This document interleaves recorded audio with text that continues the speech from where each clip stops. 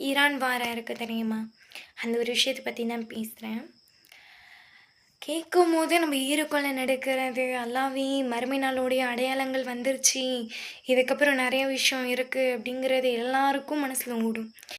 எல்லாம் தாண்டி நம்மளோட சகோதரன் அங்க இருக்காங்க. நம்மளோட கணவன் அங்க இருக்காங்கன்னு நெனைக்கும்போது, அது ரியலி ரொம்ப கஷ்டமான விஷயம்.